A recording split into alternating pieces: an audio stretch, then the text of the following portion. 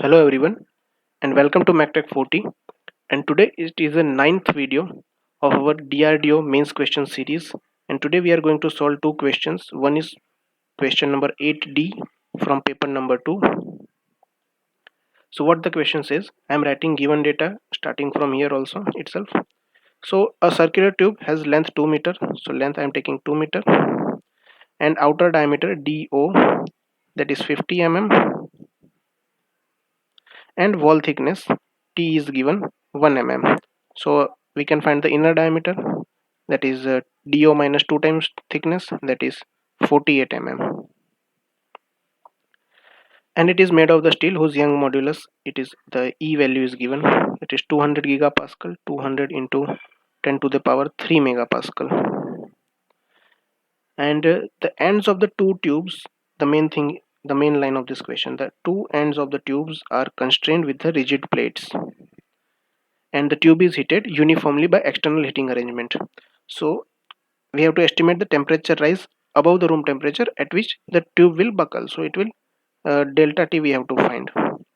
So what we have to do is we have to take this tube as a column, and we have to apply the Euler's column theory. And as we know, it is fixed at the both end it is fixed by the plates, and as we increase the temperature, then stress will increase and force will acting. So force will act in this direction, in this axial direction, and corresponding to cross section area will be like this. I'm drawing here. This is the tube, this is the thickness, and this is the cross section area where the stress is acting due to the load.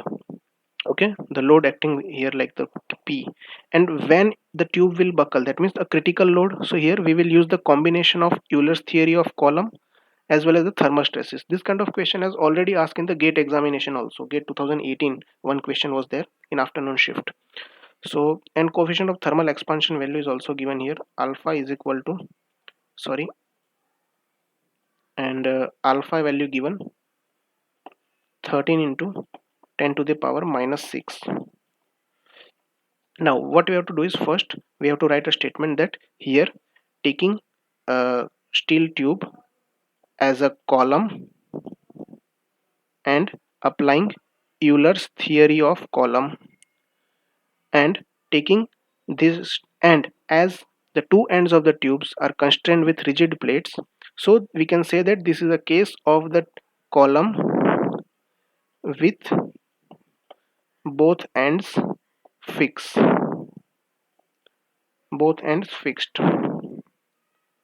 okay, because constrained with the rigid plate, so it cannot move it, so it is a both ends fixed. So for this case, the critical load PCR, that will be 4 pi square EI upon L square. So say it as equation number 1, and now I am going to convert all these unit and calculation in mm. So length will be my 2000 mm, and all this thing will be remain same. And we know due to heating the thermal stress is developed. So thermal stress is given by E alpha delta T, equation number 2, and we know the stress will also act due to this force acting from the both the plate, as I have shown you here in axial direction. So cross section area, it is on which the force is acting, that is pi by 4 outer diameter square minus inner diameter square. So say it as the equation number 3, and if we take the cross section a critical load upon area, so that will give us stress, so that will give us a stress, and we will equate it with the thermal stress, so we will get a temperature delta T. So first of all we will find out some values like area. Here I am finding out that value area, that is pi by 4 outer diameter square minus inner diameter square. So pi by 4, what is outer diameter, 50 square minus 48 square. So when you solve this, you will get as the area of 153.94 mm square area. Now the next thing, that is moment of inertia. So moment of inertia that I'm going to find, this is the equation, pi by 64 do power 4 minus di power 4, that is pi by 64. What is outer diameter? 50 power 4 minus 48 power 4. So when you solve this, you will get as a answer 46,219.9 mm to the power 4. Now we have all the values, so we will use these values and equation 1, 2 and 3 to equate and to calculate. So we have the critical load value 4 pi square EI upon L square upon area is equal to E alpha delta T. E alpha delta T. We have to find out the delta T. E will get cancelled out. Now we have the values uh, over here. 4 pi square will be pi square. I value is 46219.9. L square, L we have to take in mm, so it is 2000 whole square, and area 153.94 is equal to alpha value is 13 into 10 to the power minus 6, and delta T that we have to find. So when you solve this in the calculator, you will get delta T. It is quite high. In first case, like when you do solving first time, so you will not believe that how this much temperature, that is 225 degrees Celsius. 225 degrees Celsius, that is the temperature rise. Sorry, it's 228 228 degrees Celsius temperature rise. So this is the temperature rise. So first time it is not believable, but this much temperature rise is required. So this is the way you can proceed, and this is just one equation and one concept, and you will get as a 20 marks. So this I can consider as some moderate and easy question for mains level exam. Next question, that is a, if you can say, the theoretical type.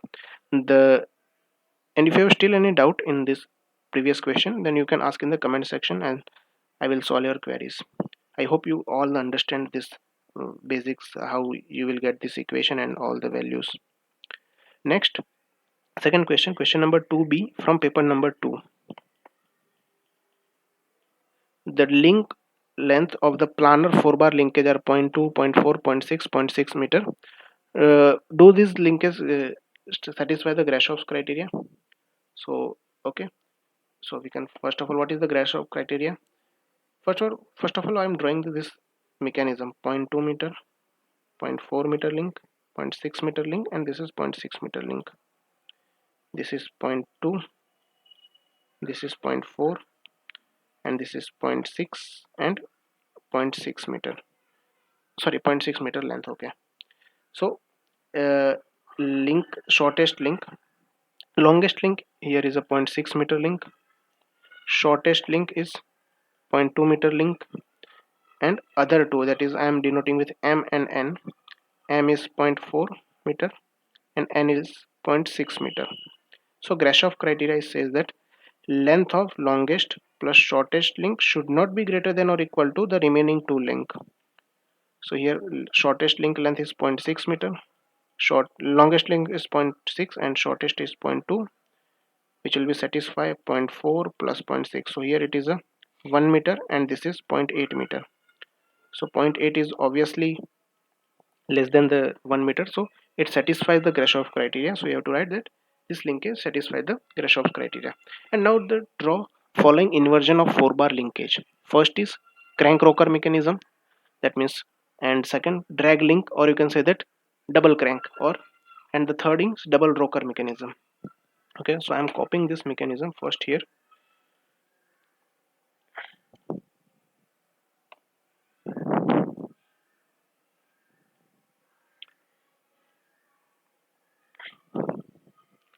So in first case, that is crank rocker mechanism. In first case, that is crank rocker mechanism. So we know the criteria, the theoretical, that is we have studied in theory, that for crank rocker mechanism the link adjacent to the shortest link should be fixed. Adjacent to shortest link, that should be fixed. So here I am taking the diagram. Sorry.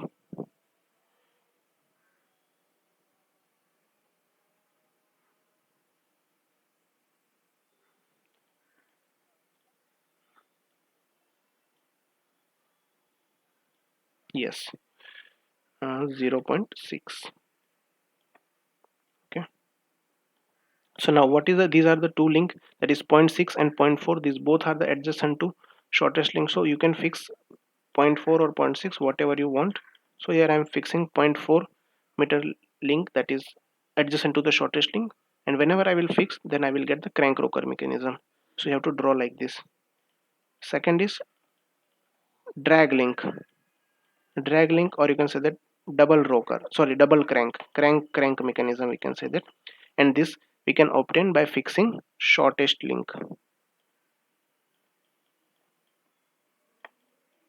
Shortest link. So again I'm copying the figure.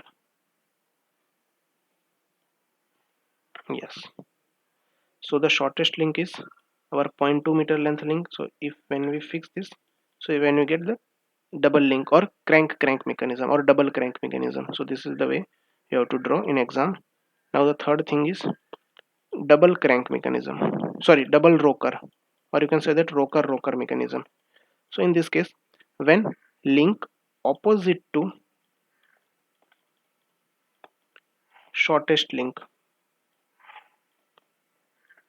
is fixed,